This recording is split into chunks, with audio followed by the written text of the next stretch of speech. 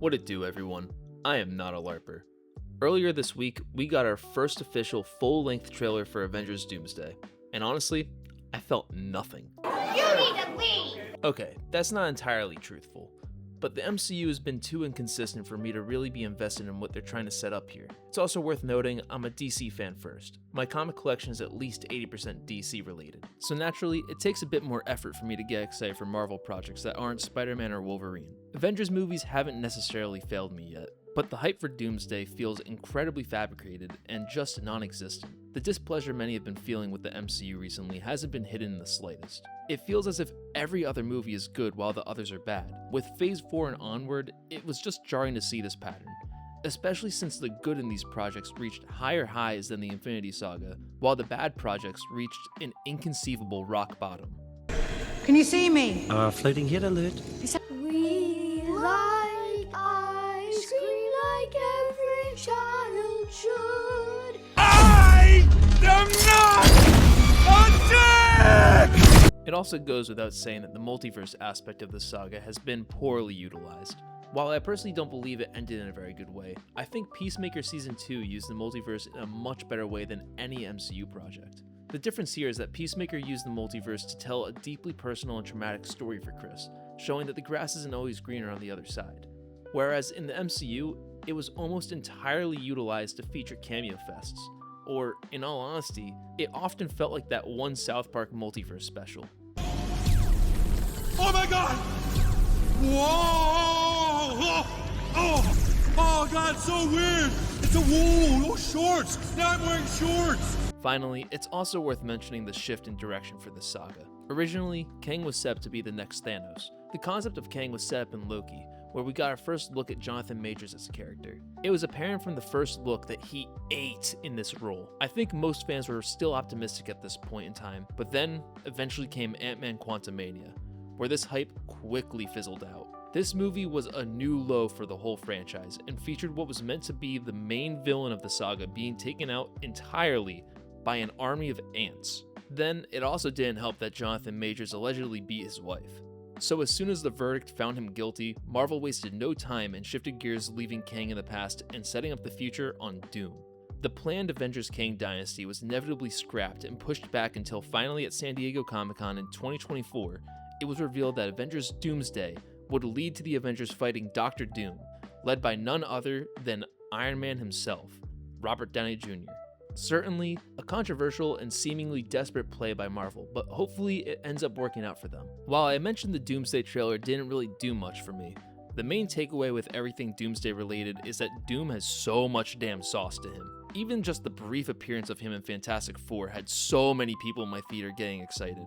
There's this odd sentiment that everything needs to be built up nowadays, and that's why the trailer isn't working for people. But I have to disagree with this. I understand that in the past, every single MCU project was meant to complement one another, to build up to an eventual Avengers movie, but that doesn't need to be the blueprint for everything.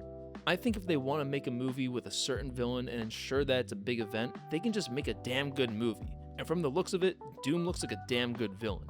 Even from the beginning of the trailer, I didn't know that it was Doom who was narrating, which I think is a good sign to show that it won't be obvious that Robert Downey Jr. is playing Doom. No matter how hard I try to listen for his voice, the narration sounds completely distinct from his voice. Where the hype for this movie flounders for me is the fact that I no longer really care for the characters we were shown in the trailer, and it feels like the trailer relies on us caring for them.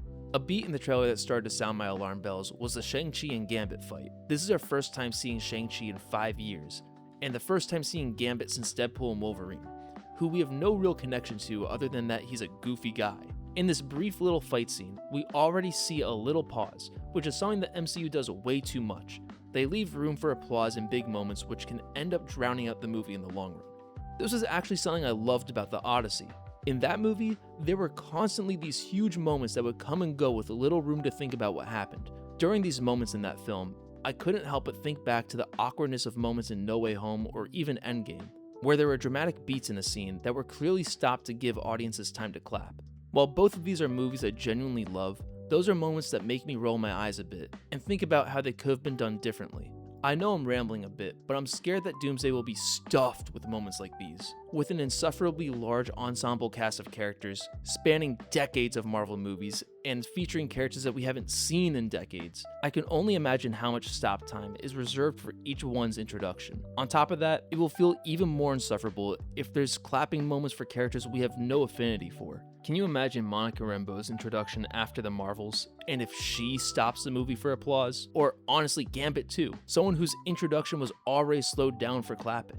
Then we have the lineup of characters that'll be facing Doom. I'm sorry, but this is genuinely the saddest bunch of heroes to be assembled for Doom. On one hand, I like that this assembling process seems to be a global effort, with Wakanda and Talokan in talks with one another. And then we have the Thing dapping up M'Baku. But when Thor begins assembling everyone, his speech almost gives off the vibe that he's telling everyone to expect disappointment because we're all screwed. Now, the only moment in the trailer that invoked any sort of reaction out of me was Steve's reintroduction. It felt a little corny, but the moment that Steve takes Mjolnir from Thor made me chuckle a little bit, but that's it. Honestly, I think this movie would have been better off if it were marketed as if Doctor Doom was the protagonist of the movie.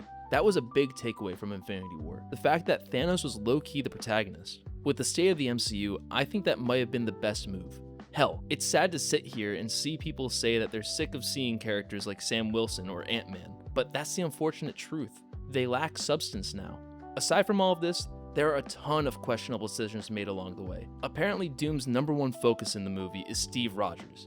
This isn't shown in the trailer or anything, but it's been a circulating rumor. If this is true, it just seems like a really odd decision. It would be like if the Reverse Flash was obsessed with Superman instead of the Flash. With all of this said though, we all know this movie's gonna end up making a more $1 billion at the box office. Not only is this the first Avengers movie in over 7 years, I guarantee around the time Doomsday releases, pop culture media will be pushing the Avengers and Dune 3 double feature. Avengers Doomsday. Just like how it worked for Barbenheimer, this will probably get people in seats for cinemas to feel included on the current trend or meme. So who knows?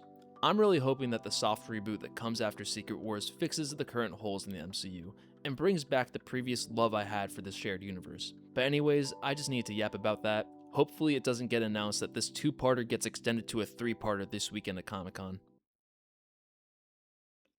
Post-video LARP here. As I was editing this, the Clayface trailer dropped, and I can't believe a damn Clayface trailer made me feel more than the Avengers Doomsday trailer, just to put that in perspective of how chopped I feel this movie will be.